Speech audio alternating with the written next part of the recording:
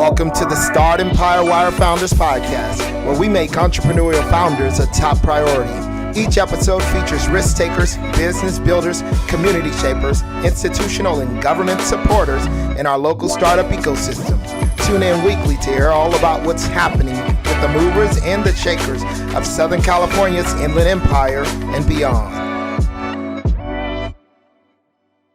All right, ladies and gentlemen, welcome back to another episode of the Founders Podcast. And today we have a conversation with someone who is actually he's actually a part of the San Diego ecosystem, I would say.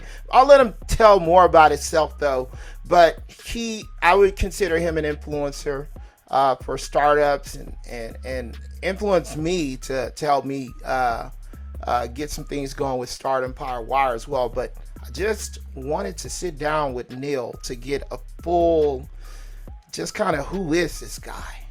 And so I would like to introduce you to Neal Bloom. Neal, please introduce yourself. Tell us a little bit more about who you are, and then we'll dig in. Well, first, Veers, it's a pleasure to be on. Thank you. And I love seeing the work you're doing. We are cut from the same cloth because I am an entrepreneur, I'm an investor, and I'm a community builder. And all those three are not in any order. They're together. They are my priorities. Number one, all three. So I run a company called Rising Tide Partners. We're a content and media company. I also run an investment fund called Interlock Capital. And my day-to-day is out building community, and I use my vehicles, my companies, and my community to make sure that, all those get the loop closed. Yeah. How long have you been doing this, Neal, and where did you start? Because I'm very curious. We had that initial conversation, I believe, right when I don't know how you got in touch with me, but it was through Twitter. I don't know how you guys noticed it so fast though, but it was you and Alexa Ray Navarro. I had just posted the first tweet on Twitter, and I was holding this sign that said, "I will work for startups." And that was like my little preview, thing for what I was doing for Startempire Wire. Alexa contacted me first, and then you contacted me second. So what's going on with the startup community in San Diego? I know both of you are a part of it. I know Alexa plays a part. Where's she at now? And then what are you doing? And how do you guys all fit together? What's going on there? Yeah, and I don't remember the order, but we met in person actually at Excite. Okay. Steve Massa had me in. Yes. Do a startup week side chat. Yeah, maybe 3 years ago now, or 4. It was for sure pre-COVID. Okay. He brought, when he was working at the city of Riverside, he brought me in to say, "Hey, what you're doing in San Diego, I want to do in Riverside, Steve. And I'll do a whole day in Riverside for you." So we had, my whole day was planned out to just meet with other community leaders. Now I remember. Now. Fireside chat. You and I immediately hooked up there. We had a call. So yeah, it's super cool to see where you've gone from there. Fast forward a little, or backwards for me. I'm born and raised in LA, San Fernando Valley, so all SoCal my whole life. Little tiny stint in the Bay Area, like 6 months. Okay. But otherwise, I've been all SoCal. I studied mechanical engineering at UC San Diego. Okay. And then moved back to LA to work in aerospace engineering, working on the space shuttle program, and actually what will be Artemis. It was supposed to launch recently. We're still waiting for Artemis rocket to launch, and I worked on the first stage and That's the awesome. future second stage. And then they let go of everyone who worked on the space shuttle, and they retired it. And I didn't get let go. So I had some survivor's guilt of being like the young one still around at this company where they let go of 30, 40-year-old or 40-year rocket scientists. Wow. And so I started devising what I thought was a platform, a LinkedIn for engineers. Okay. To help engineers get jobs in a different way than what was normally happening. So that was my first startup back in 2013. And what was the name of it? 2012. It eventually was called Portfolium. We had some major pivots. We started talking to, every customer we could think of. and it turned out to be a much better tool for new grads who hadn't worked anywhere yet but needed to be employable. And so we built really like pre-LinkedIn for students, undergrads and grad students to help them build a visual resume to get their first job. So 2012, 13, 14, I was hustling around all the UCs and Cal States in California selling this software. So actually, was at this UC bootstrapped? It was until 2014. 2014. So the first 2 years we got into an incubator in San Diego called Evo Nexus, which is what brought me back to San Diego from LA. And I lived on my co-founder's couch for a number of months until we actually moved in together, which was problematic in the end, being co-founders and roommates. But we were selling software to universities. That was really what we were doing, which was helping students save their best career memories of school, and it would auto kind of build a resume for them when they're ready to get a job. All right, so just one little pause right there, because we want to continue with your story. But as a side note, do you think like the whole founder dating notion could carry into like a founder like marriage? Okay, like okay, you see your founder every day, like not technically marriage, but like you see your co-founder every day, and you say it became like a little problem, like he was your roommate. So so that you need your separate space, right? Totally, especially like two young engineers who at the time had little emotional intelligence. Were passive aggressive, didn't know how to confront each other on conflict. Like things just boiled up and boiled over. So if someone didn't do the dishes for a day, somehow that spilled out into like you didn't answer that email, and vice versa. I can imagine into the business. So it was just a little more than we needed. So I learned a lot from that. Eventually, we had a breakup. I left the business. Okay. So that was the foreshadowing of the I lost a friend out of that too, which that's sucks. Not good. Sucks. That really sucks. But the same. So when I got into San Diego in 2013, I was in this incubator, which was honestly ground central for the San Diego startup community. There was 40 companies in one giant floor of a building, all open floor plan. Wow. So we were bumping into each other. When we brought someone in for a meeting, we immediately introduced them to people around as we're walking to the office, playing ping pong. So everything started happening there. Like every night of the week, there was an event happening in our space, because you already knew there'd be like 100 people there. Wow. So you might as well also throw your meetup there too. Very quickly, a lot of us CEOs and co-founders of our company said, it's great to have random like marketing Mondays and meetups like that. What if we organized a bunch of events to happen over 2 days or 3 days only, and we get as many entrepreneurs to come out as possible. This became the first San Diego Startup Week, 2013.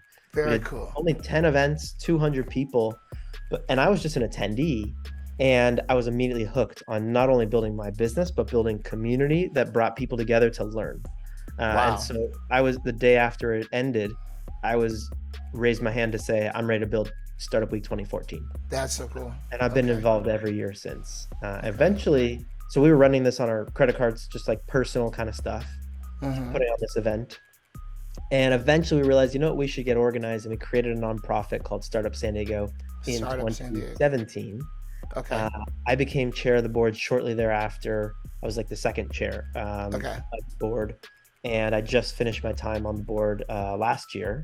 So been pretty involved in growing community and building something that brings entrepreneurs together. We peaked at 3,500 attendees for San Diego Startup Week in 2019. That was our biggest year. And, that's great. And COVID obviously, changed the trajectory of that. So we're going back to in person this October. I'm pretty excited to see everyone. That's for sure. You're still on the board? I'm not. No, I forced them to change the bylaws to kick me off. They kicked me around. But I said, guys, like I've been involved for 8 years. Like we need some new blood. I'll just be a volunteer. And so actually behind the scenes, I'm helping curate the content for this year's Startup Week. Reaching out and getting speakers, keynotes, and panels and stuff like that. But I don't have to go to board meetings and that kind of stuff.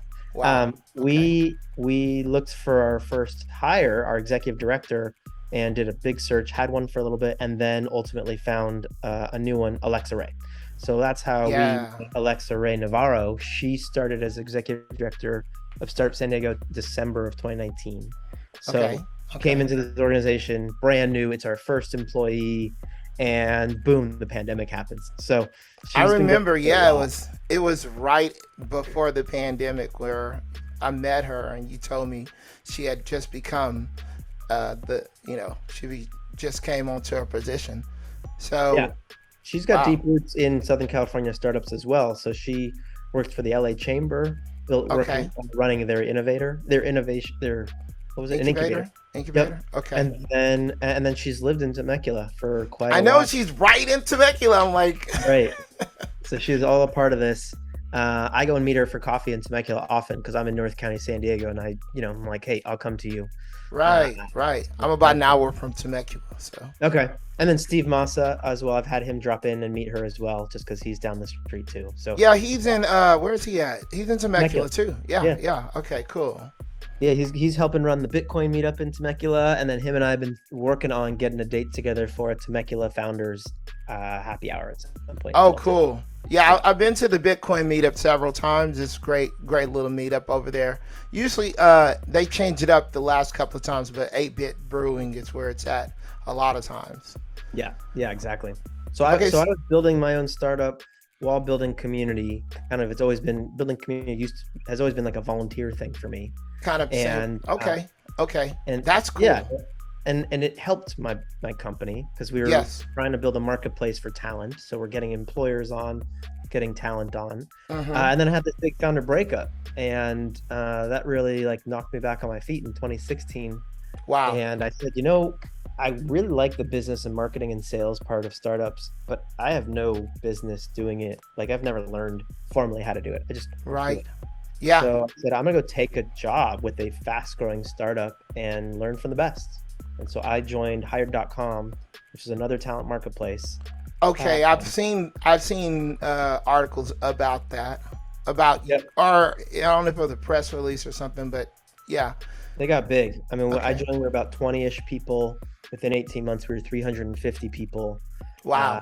We raised 100 million plus in funding in that time frame too. This was 2016, 17, 18. Okay. And I was tapped to go launch new marketplaces around Okay. first San Diego. So we would look at a city and say, how much VC dollar is coming in? Well, great. We know a percentage of that is going towards hiring talent. So we should put our Yeah. marketplace in wherever there's a lot of VC capital. So Okay. that was our plan. And so San Diego was my first city that I helped, and then I helped other cities launch this two-sided marketplace. And Wow. eventually, I was kind of running marketing, demand generation marketing for all of our North American cities. Okay. And I learned a ton. I mean, this was a rocket ship. That the part of my startup that I didn't get to see because I left. We were only 20 people. Oh, wow. Okay. And now I was taking the next phase of startup land, and learned it from Hired. The piece we learned, unfortunately, was that our VCs that we hired from, I would say, were not marketplace VCs. They were much more SaaS Oh, really? investors, meaning that they were looking for us to really force a subscription model on our marketplace that didn't exist and our customers did not want to pay for. Most people do not prepay for talent, right? You don't say, yeah, Right. here's $100,000 and I just will cross my fingers that 5 engineers are going to show up this year. No, that's not. Yeah. It's backwards. And so the business model really started to contract our business, and most people left the business because they're like, I can't sell this. And so Wow. unfortunately Hired fizzled and died and was sold for just assets last year, I think. So great, an amazing group of people that we got to work alongside, but also a great experience for me. I left way before I left in 2018. It was still high flying. And Okay. I said to myself, I'm helping 15 different communities grow their startup community, their venture capital scene. But I really Right. just care about mine in Southern California. I'm Yeah. going to focus on Southern California for now.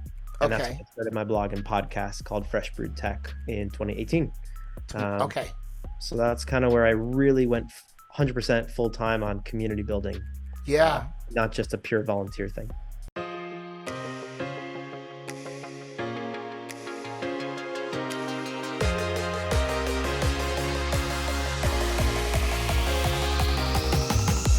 The Inland Empire startup ecosystem industry is tremendously fragmented.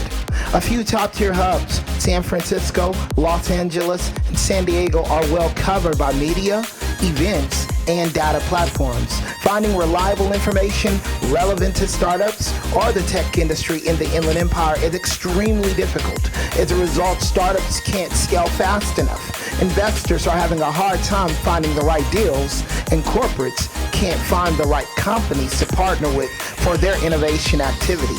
Startempire Wire, the leading Inland Empire startup publication, is providing the Inland Empire startup ecosystem with the most accurate, engaging business and financial data, events, and news. Our reach of entrepreneurs, C-level executives, angels, VC investors, startup employees, key management at innovative corporates, and big tech is the solution for your B2B or B2C needs. As we build out our platform, we're looking for partners. This is your opportunity to get in on the ground level. If you're looking to align yourself with the local and growing startup and tech ecosystem of the Inland Empire, we have created the platform to get your name noticed and the opportunity for you to grow the recognition of your brand. Contact us today for availability and pricing options. We look forward to our partnership with you.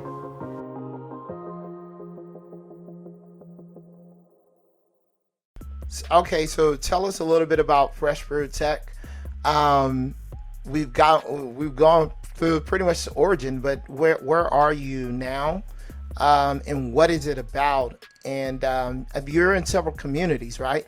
Yes. Yep. So 2018 timeframe.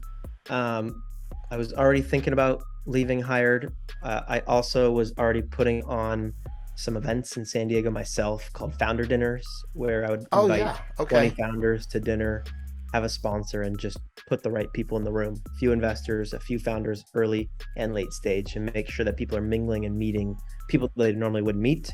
One of my sponsors said, not only do I like just this dinner series, I want to put our brand alongside yours to kind of reorient our brand. And that company was called Cox Business.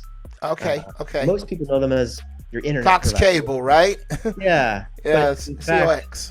Yeah, in fact, they're much more than that. They're a 125-year-old family-owned business out of Atlanta, and it's still private. It's still family-owned. Cox the Fourth is the CEO, Andrew Taylor, and they invest for multi-decade kinds of investments, right? That's like cool. When they put broadband fiber in the ground, they know that it'll be there 30, 40 years, right? Yes. They invest in Rivian. They put $350 million into Rivian, electric vehicle company in Irvine. I know about Rivian. They're investing for big. And so they said, we're tired of being known as the cable guy. We want to be known as a tech company. So alongside you, we want to be putting tech people from Cox in the room with tech people from San Diego. Okay. So that was the first kind of light bulb moment for me that said, like the things that I want to do, there are brands that want to be aligned with me. They want to align. Grow more than just me talking to people. Like we can do this on a bigger scale. Wow. And that's when they pushed me to start a podcast, to have these conversations like you and I are having. Like this could be a Zoom call, right? You and me just talking. Basically. But instead, we're going to broadcast it to the world. That's true. They pushed me to say, tell stories of great builders of technology. And we want Cox's name and image alongside that. And that would be great. That's cool. That was the start of giving me a kick to say, start a business around this as opposed to just do something for fun, Yeah. It becomes a business, right? Yeah. And so we started doing dinners quarterly. We started an email newsletter where we would summarize everything that happened in the community over the last 2 weeks, from events, jobs, fundings, acquisitions, stuff like that, and news. And I started posting on LinkedIn 5 times a day. I would I share anyone else's news. My LinkedIn is their billboard. That's cool. And that's cool. That got a lot of traffic, which got us over 10,000 subscribers of the newsletter. And sponsors came with that.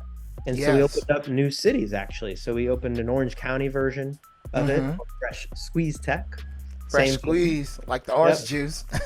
Yep. And then Fresh Coast Tech in Santa Okay. Barbara, Central Coast, Ventura, and San Luis Obispo counties too. So we just looked at communities that were underserved at the time and where there were sponsors available to say, hey, I want this in my community too. And my goal was to come to Inland Empire too until I met you. And I said, great, let's empower you to do it. I don't need to recreate the wheel here. Like, I'm definitely not here to step on people's toes. I just want to build good tech communities because I know that will make everyone rise. That's cool. Yeah, no. Well, I could tell you what inspired me. Like, what inspired me to do Startempire Wire was, just realizing how we were pushing so hard here in the Inland Empire for some notoriety, and nothing was happening. And I'm like, okay, well, somebody's got to start a publication for news in this region. And so that was, and then, actually, after meeting you, I'm trying to see if I got, for the podcast portion, maybe that's part of what I'm doing is inspired absolutely by what you're doing with the Fresh Brewed Tech. So that, I think that's pretty awesome. So with Fresh Brewed Tech, you guys have been publishing regularly. How do you come across the founders that you're interviewing on a regular basis? Oh man, at first it was tapping people I had met in the incubator, who started building 2013, 14, 15. Obviously, a lot of them, their companies were much further along. And so by 2018, there were some big name companies just purely because of time. So that helped. And then I would always ask them, hey, who should I invite on next? And so started getting the referral. My dinner series brought a lot of new people there too. And so it started going from there. And now we get PR companies that reach out. We get our local news organization, the writers who I'm friendly with, will also say, hey, I just interviewed this person, might be good on your podcast, and vice versa. Sometimes I interview people and then I say, hey, San Diego Business Journal, you should talk to this person too. So I think having a friendly presence with local media has helped as well, because we don't feel like we're stepping on each other's toes. We feel like we're telling stories in a different way. The biggest thing that happened though is that when we eventually sold my first startup, which I was no longer working at, but we sold it. I got a little bit of cash, which was nice, but I immediately started investing in my peers, just writing small $10,000 angel investment checks. And these same people that I had was building with them in the incubator. I was able to write checks, and that helped because now when I was doing my dinners and my events and interviewing people, I'm also thinking, is this someone I can invest in? Who can I invest in? Exactly. And invest to me is talent spotting. You're looking at people saying, are you the person that's going to lead the charge for the next 10 years? Can you run through walls? When something's thrown at you, do you figure it out? Do you stop? Do you fail? Or do you keep going and learn from failure? And so a lot of that started happening simultaneously, of interviewing people and investing in people. And that eventually sped up my angel investment piece, where I was investing heavily. The other big piece that started happening to help write about people was that local city governments started taking notice that Fresh Brewed Tech, really what we were doing was economic development messaging. We were promoting a business community for, say, San Diego or whatever city or county, right? Orange County. And the city said, you're doing great at that. Our city does not promote the business community as often as we'd like to. This is an economic development manager who's coming out. Can you come do that for us? And so we started actually getting contracts to a white labeled version of Fresh Brewed Tech on behalf of a city. So smart. Yeah. Content as a service, right? Write about someone, promote it, and the company feels like they got free PR out of it from the city. They feel a gratitude that their city cares about them, while the city is trying to use that story to attract more business to their city and more talent, to say, look at the successful clustering of clean tech we have here, or ag tech, whatever you want. So that's really started growing my my Rolodex as well, of meeting founders by getting to write about them on behalf of the cities as well too. Fast forward now, Rising Tide Partners has 15 cities that we do content development work for, including City of Riverside. We're in talks with a number of other cities in Inland Empire as well too. And we just want to tell good stories. So we've been writing, if you say the stories by the City of Riverside, we've written a lot about the clean tech innovation that's happening. especially in the innovation district. And we're constantly looking for good companies to write. So I know I hit you up sometimes being like, hey, can I know anyone? But now I just use your blog and I say, oh, here's a Riverside. We got to make sure we write about them too. Right. We're putting out, the daily article for, what we're doing. And so we're constantly doing a lot of research and glad to help you get some content there. So let me ask you about your perspective as an investor. Who and what and why did you want to start? Like, who are those companies you identified? How did you identify them? And why? Why did you invest in them? To me, there's two pieces to invest in. There's that talent scout piece where I'm looking for great talent. And I can go on a lot about talent because obviously I built 2 talent tech companies. So I've kind of got this algorithm in my head of what makes good talent because we wrote it into the platform, but really it's investing to me is about knowing as much about someone as possible. And so when I worked alongside startups in my incubator, I got to see them every day make hard decisions, right? I saw them have their ups and their downs. And the more data points I had about people, the better it is to make a decision to invest in them. Okay. So for me, investing, I want to take as much time as possible. I want to meet someone as early in their startup career, not when they're pitching me their deck. Pitching me their deck, like the data points are way less. If you need money today versus if you need money 10 years from now, I got a lot different opinions about you. As you as an operator of a business and as you someone who can return capital to people.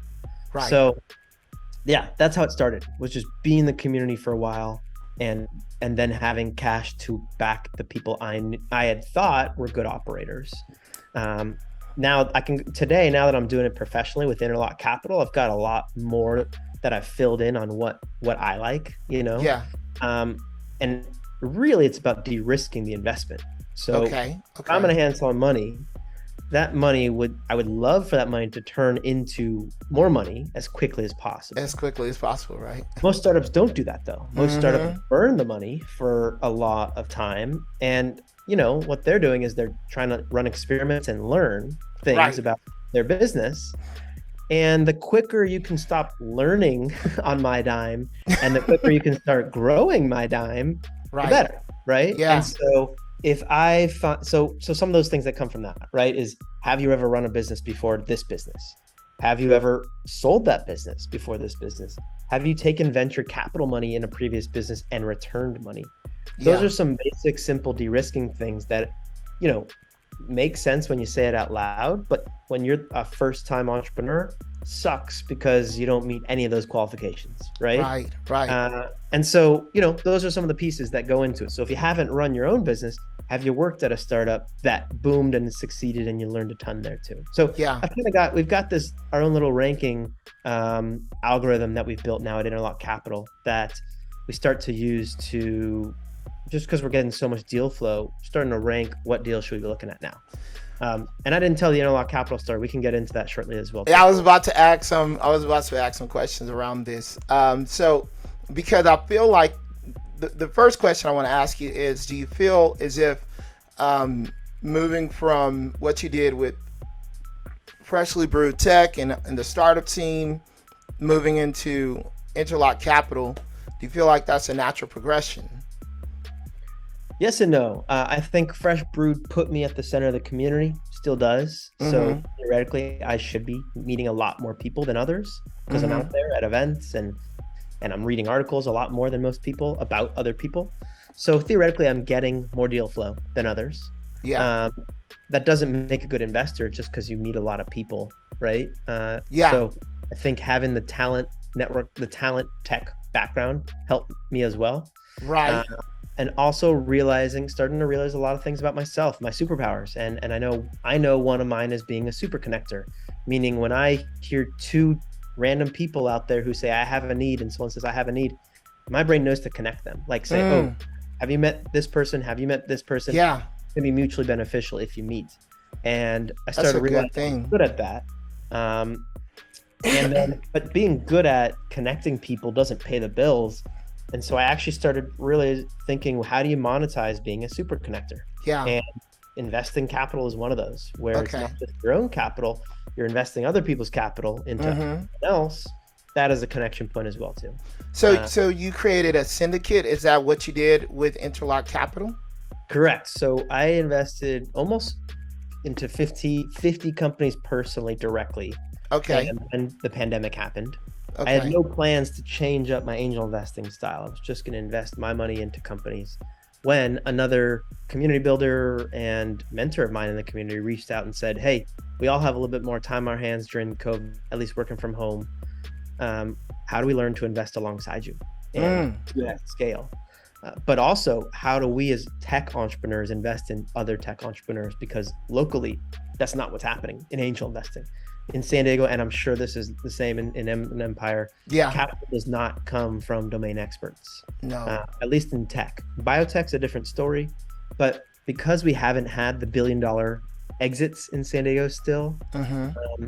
the money's coming from elsewhere. It's coming from just high net worth Okay. doctors and lawyers and real estate Uh-huh. who, have some disposable income and say, yeah, it'd be fun to throw some money around and put it into startups.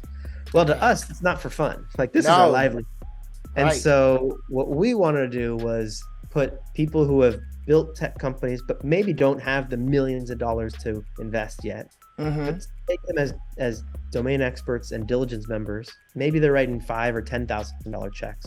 Yeah. If we band enough of us together, we could be writing those bigger checks. And so that's what Right. Interlock Capital became in summer of 2020, only 2 years ago. We Okay. created our first syndicate, which is a special purpose vehicle group, meaning for each investment we want to do, we spin up an LLC. We say, hey, everyone, here's the diligence we did. Here, who was on the diligence team, their relevance to this industry, and if they're investing or not. Me and my Right. partner invested in every deal as well, too, personally. Okay. And then we built our own little light platform using Bubble.io and Airtable.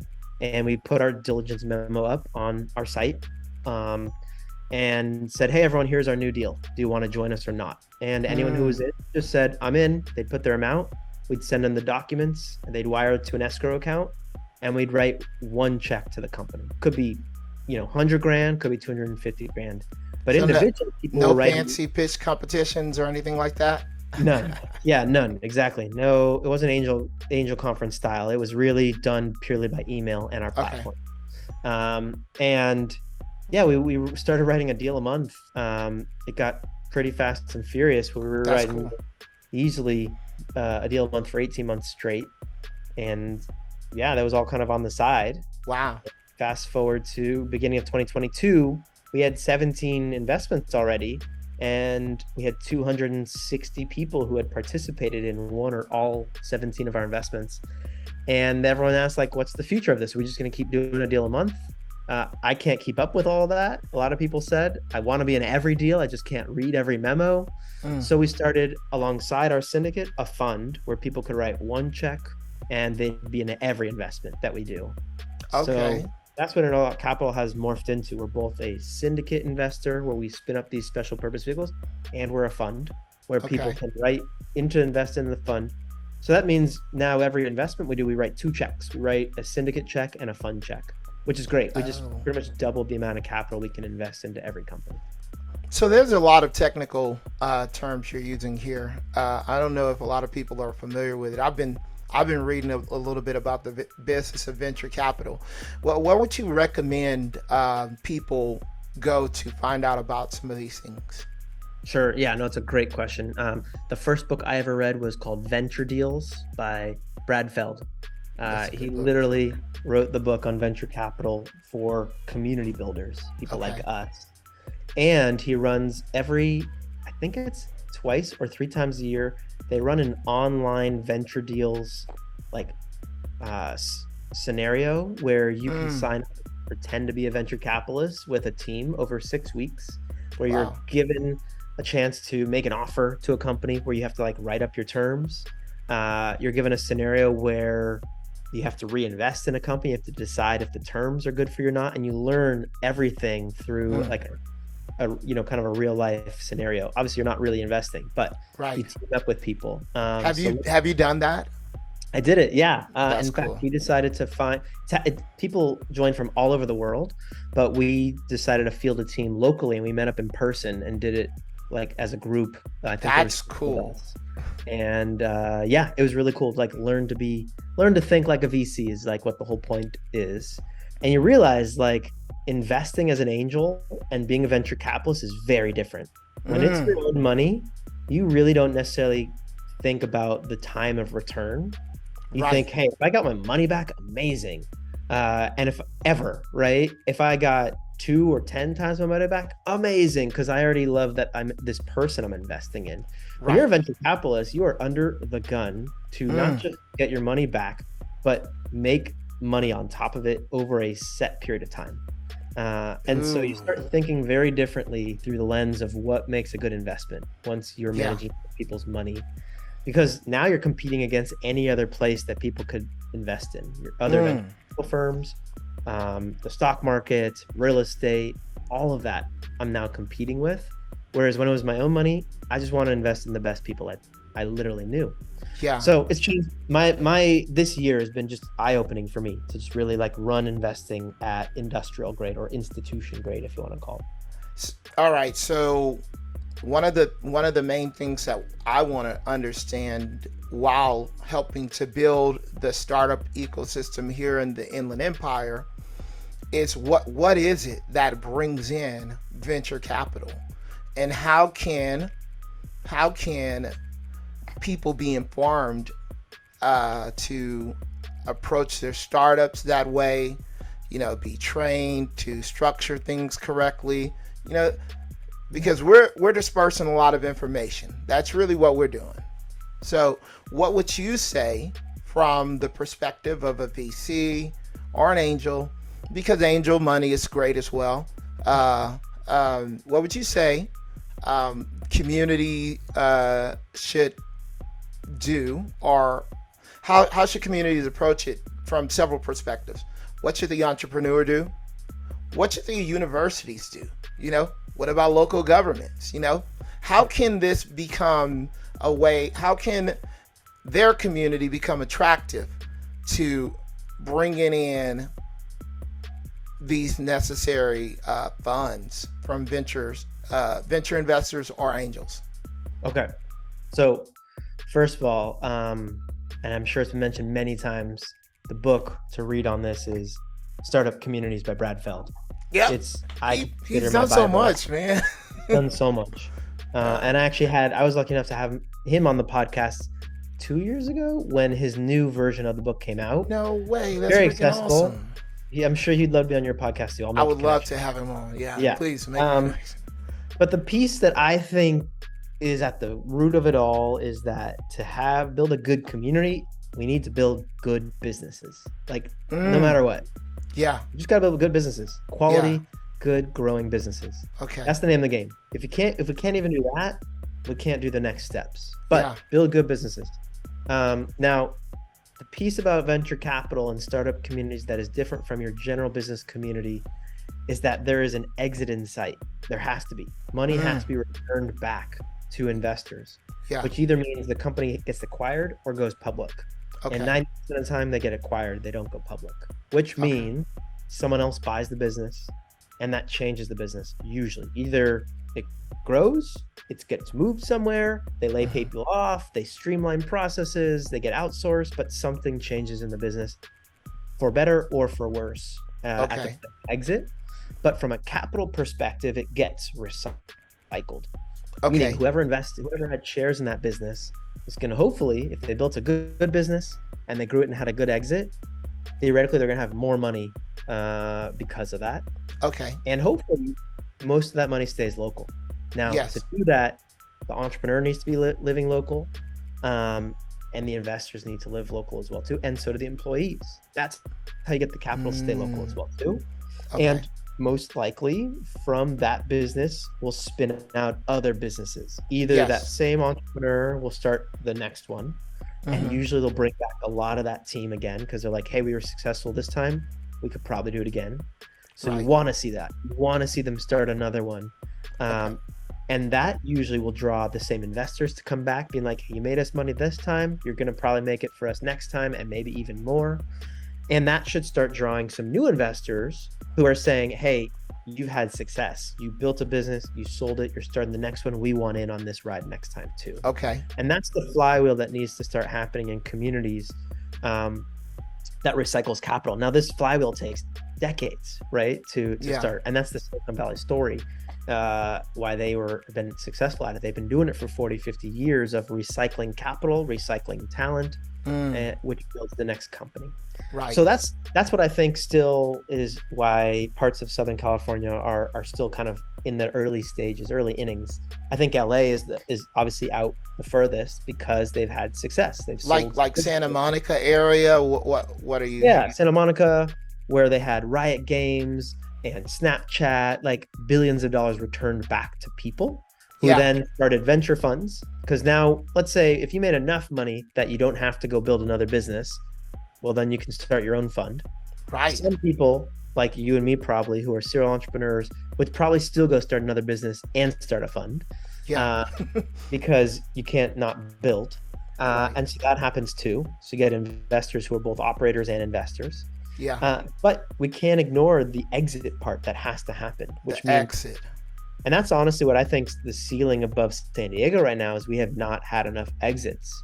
And therefore capital has not been returned back to people who invested like 15 years ago in some of these companies. Wow. So so that's why I honestly go out to other communities and compare and contrast. What have they done? And so one example, two cities I like to compare to Southern California, like Santa Barbara has had $1 billion exits. They've sold Sonos is headquartered there, public. Appfolio's headquartered there, public company.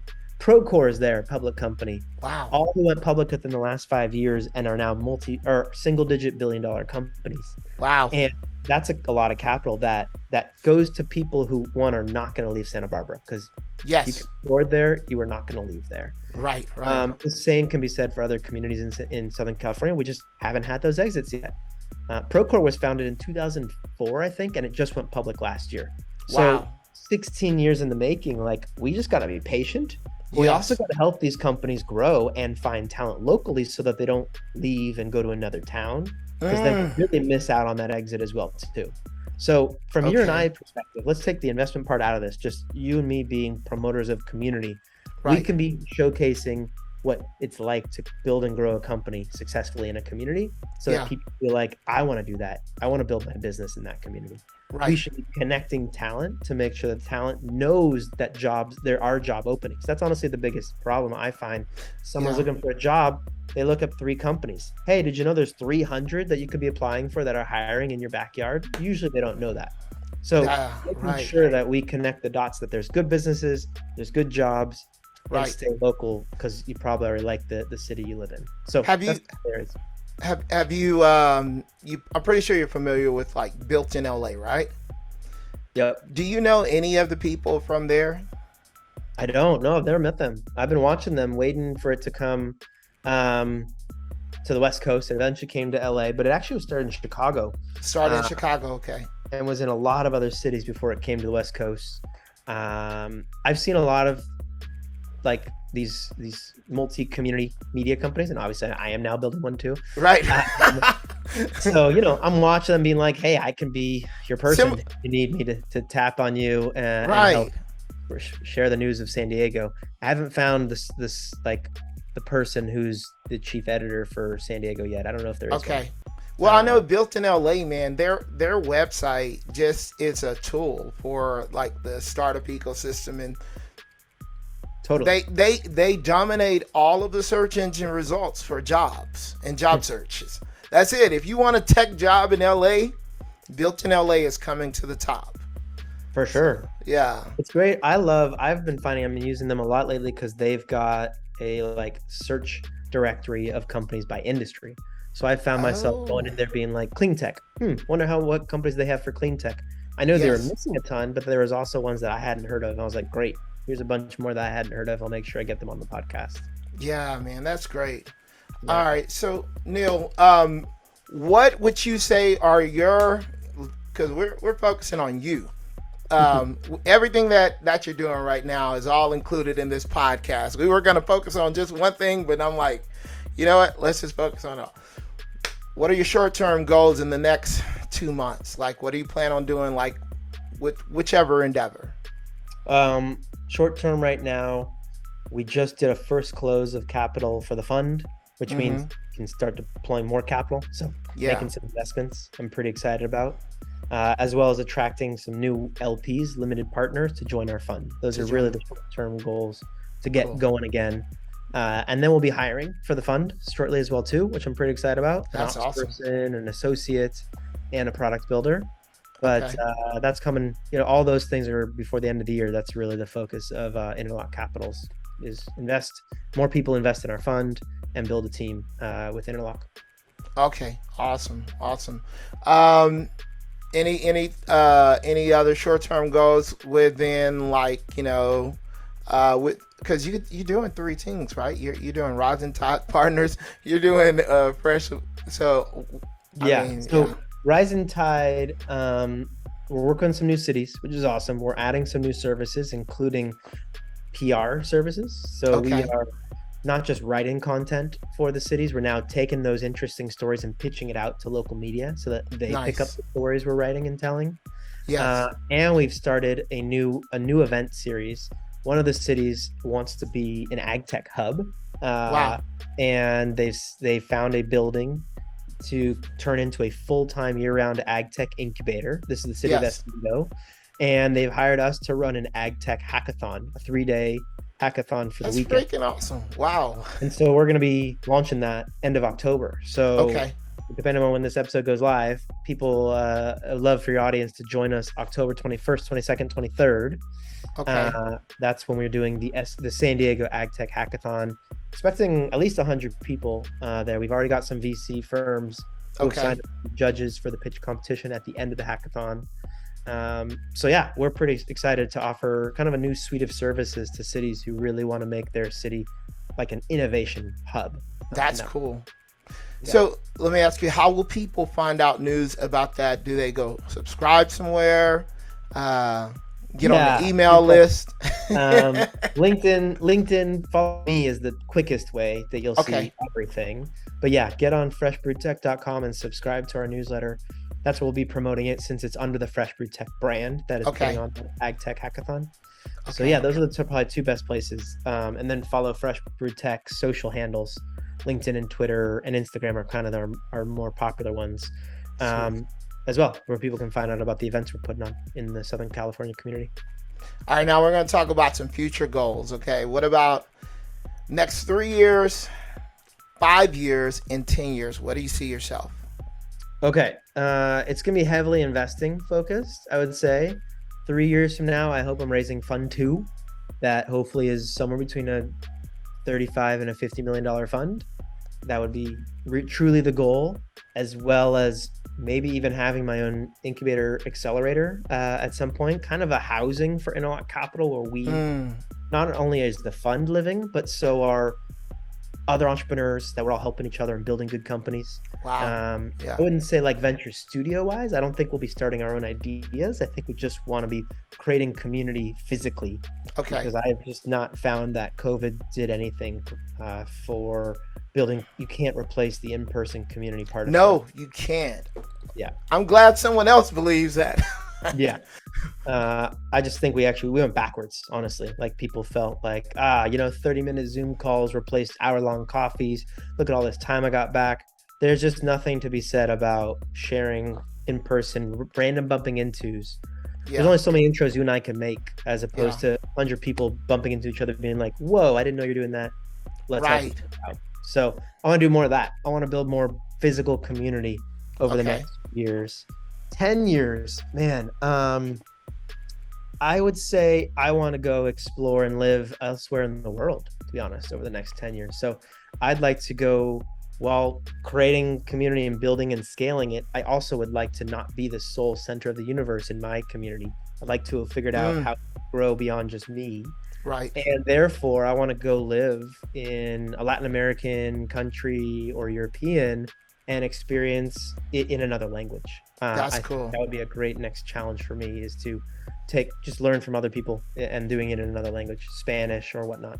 I heard Italy is pretty big with startups and things like that too. So Interesting. yeah, I mean, I have one of my graphic designers. He lives in Italy. He lives in Milan. Okay. So yeah. Cool. I mean, I'll be back. It's just like I want Okay. to set myself up to go live abroad for a little bit, That's cool. and experience some more deal flow and just build more investment funds too. So yeah, I think that's hopefully it'll be running. I think also on the investment fund side, I would like to start building not just generalist funds, which they kind of are now, invest in all things tech. I think there's some interesting pockets of talent, like in San Diego, diabetes tech is really big. Really? It'd be kind of cool to have if there was enough density to build a diabetes tech fund to just invest in good, very specific thesis focused Niche down. That'd be very interesting. Does anyone Yeah. else do that or no? There's definitely funds that like focus, there's like med device only. So it's not necessarily novel in that regard. I just think what matters is, do you have a connection to that community? So Right. you have an in to people who are building unique things. Okay. Okay. And I would hope years from now we will have had that.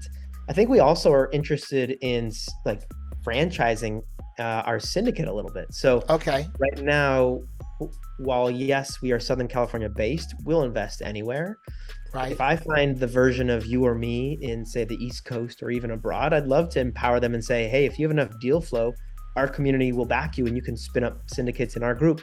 Yeah. And it can be done not geographically, also like in industry based too. If there's an ag tech expert who knows every ag tech or diabetes tech, like why not spin up syndicates under the Interlock brand under there too? So I That's can a see pretty that. cool. Yeah. No. Yeah. That would be really awesome because a lot of people are not aware of, how to do that. And if you can just franchise that out, that's really freaking awesome. Yep. So that's kind of where we're headed. I think we just got to right now continue to write the playbook. We're figuring it out as we go right now. We've done 20 investments and we haven't returned capital really yet. So we got a lot more to learn. I can't claim to say we know it all, but eventually 5-10 years, hopefully we will figure it out and we're expanding and growing. That's awesome. Neal, I really appreciate your time, man. I thank you for coming on to the Founders Podcast. This was a freaking awesome podcast. How can people get in touch with you and, if they want to, either talk to you about working with you on some level, how do they get in touch with you? LinkedIn is one of the best. I will say I really appreciate if people don't just send a blind connect. If you add a note and just say, hey, I heard you on the Startempire Wire podcast, or hey, I'm working on this. Can we chat? I pretty much ignore blind connects that don't have a note. So connect with me on LinkedIn and tell me what you want to connect about. Twitter is another great place. I spend a lot more time on Twitter than maybe I should. So at Neal Bloom, NEALBLOOM. And you can send me a DM there as well too. So yeah, so I'd say on social is probably the best place. And then obviously if you get our newsletter, Fresh Brewed Tech, just reply to any note, it'll find its way to me. Reply to any of our newsletters and it'll find its way to me as well too. So yeah, those are great places to find me. All right, ladies and gentlemen, you heard it here on the Founders Podcast. If you want to connect with Neal, send him a note on LinkedIn. Don't just send him a blind connect. Also find him on Twitter because he's probably gonna answer there quicker for you. And get on the email list at Fresh Brewed Tech. What is it? freshbrewtech.com, right? Correct. Yep. And awesome. You can always find risingtidepartners.co for our city-focused content company. And Interlock.capital is our investment group that you can always find more information about. Awesome. So all of those options, ladies and gentlemen, to connect with Neal. We're so grateful he came onto our podcast. Connect with him, and hopefully we'll have a part 2 coming up sometime in the future. We'll see. But once again, thanks again for coming on, Neal. Ladies and gentlemen, thanks for having me. Really absolutely. I love the work you're doing, and any chance I get to collaborate with you and share notes and make each other better, I'm all for it. So keep up the great work. Yeah, thank you, Neal.